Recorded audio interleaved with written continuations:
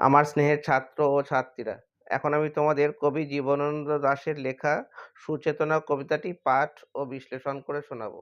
প্রথমে বিশ্লেষণে আসা যাক। সুচেতনা কবিতাটি লিখেছেন কবি জীবনানন্দ দাশ। তবে কবিতাটি সম্পর্কে প্রাসঙ্গিক তথ্য তোমাদের জানিয়ে রাখি। কবিতাটি বনলতা সেন কাব্যগ্রন্থ থেকে নেওয়া হয়েছে। সুচেতনা নামটি শোনা মাত্রই আমাদের হয়তো মর্মভেদী, প্রেমময়ী, আকাঙ্ক্ষার এক নারীর কথা আমাদের মনে হতে পারে। এটাও মনে হতে পারে যে এটা নিশ্চয়ই একটা প্রেমের কবিতা। আসলে এই দৃষ্টিভঙ্গিতে জীবনানন্দের সুচেতনা কবিতা পাঠ করা নিতান্তই একটা আহাম্মকের মতো কাজ হবে।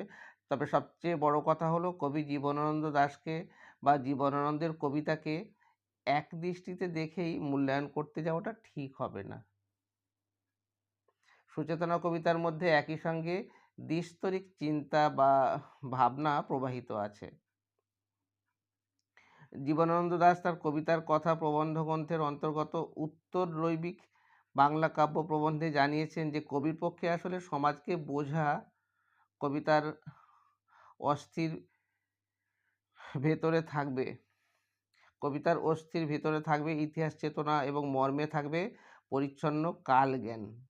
তাই সুচেতনা কবিতা পর্বে পরিচ্ছন্ন কাল জ্ঞানের বিশেষ দরকার হয়ে পড়ে।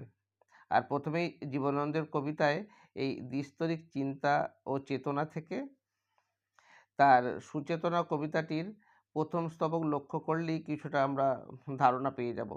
প্রথম স্তবকেই যেমন তিনি বলেছেন, সুচেতনা তুমি এক দূরতর দ্বীপ, বিকেলের নক্ষত্রের কাছে সেইখানে দারুচিনি বনানীর ফাঁকে নির্জনতা আছে।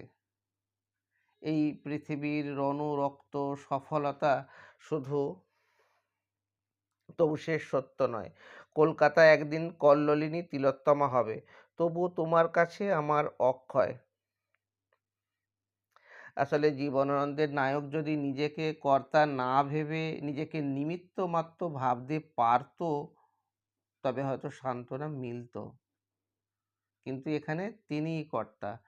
সুতরাং নিজের অচেতনে নিজের পরম একান্ত প্রিয় ইচ্ছেগুলোকে হত্যা করতে অগ্রসর হয়ে আজকের মানুষ অবশেষে এক সময় লক্ষ্য করেছে যে ভালোবাসতে গিয়ে ভালোবাসাকে হত্যা করেছেন। আজকের মানুষের সবচেয়ে বেশি যন্ত্রণা এই স্বাধীনতার বিলোপে। আর ফলে জীবনের প্রতিটি মুহূর্ত যেন অজস্র খণ্ড খণ্ড মৃত্যুতে গড়ে ওঠে। কিন্তু টুকরো টুকরো মৃত্যুতে গড়ে ওঠে এই জীবনে দেহ ধারণ কি করে বেঁচে থাকা।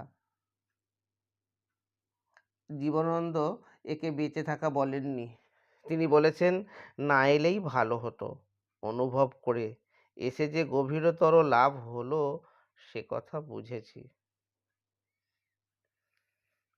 কবিতার পাঠে আসা যাক। তোমাদের বলে রাখি, চ্যানেলে নতুন হয়ে থাকলে অবশ্যই তোমরা চ্যানেলটিকে সাবস্ক্রাইব করে নাও। এই ধরনের আরও অনেক ভিডিও তোমরা আমার চ্যানেলে পেয়ে যাবে। কবিতাটি পাঠে মনোযোগী হও। সুচেতনা। সুচেতনা তুমি এক দূরতর দ্বীপ, বিকেলের নক্ষত্রের কাছে সেইখানে দারুচিনি বনানীর ফাঁকে নির্জনতা আছে। এই পৃথিবীর রক্ত সফলতা সত্য, তবু শেষ সত্য নয়। কলকাতা একদিন কল্লোলিনী তিলোত্তমা হবে, তবুও তোমার কাছে আমার হৃদয়। আজকে অনেক রূঢ় রৌদ্রে ঘুরে প্রাণ পৃথিবীর মানুষকে মানুষের মতো ভালোবাসা দিতে গিয়ে তবু দেখেছি আমারই হাতে হয়তো নিহত ভাই, বোন, বন্ধু, পরিজন পড়ে আছে। পৃথিবীর গভীরতর অসুখ এখন। মানুষ তবুও ঋণী পৃথিবীরই কাছে। কেবলই জাহাজ এসে আমাদের বন্দরের রোদে দেখেছি ফসল নিয়ে উপনীত হয়। সেই শস্য অগণন মানুষের সব থেকে উৎসারিত স্বর্ণের বিস্ময় আমাদের মতো আমাদের পিতা বুদ্ধ কনফুসিয়াসের মতো আমাদেরও প্রাণ মুখ করে রাখে। তবু চারিদিকে রৌনক ক্লান্ত কাজের আহ্বান। সুচেতনা এই পথে আলো জ্বেলে এ পথেই পৃথিবীর ক্রমমুক্তি হবে। সে অনেক শতাব্দীর মনীষীর কাজ। এ বাতাস কি পরম সূর্য করোজ্জ্বল, প্রায় তত দূর ভালো মানব সমাজ আমাদের মতো ক্লান্তিহীন নাবিকের হাতে গড়ে দেব আজ নয়, ঢের দূর অন্তিম প্রভাতে।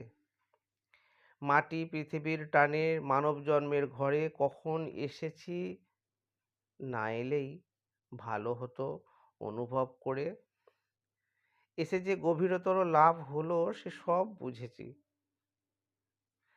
শিশির শরীর ছুঁয়ে সমুজ্জ্বল ভরে দেখেছি যা হলো হবে, মানুষের যা হবার নয়। শাশ্বত রাত্রির বুকে সকলই অনন্ত সূর্যোদয়। ভিডিওটা শেষ পর্যন্ত দেখার জন্য তোমাদের অসংখ্য ধন্যবাদ। ভালো লাগলে অবশ্যই বন্ধুদের মাঝে শেয়ার করে দিও।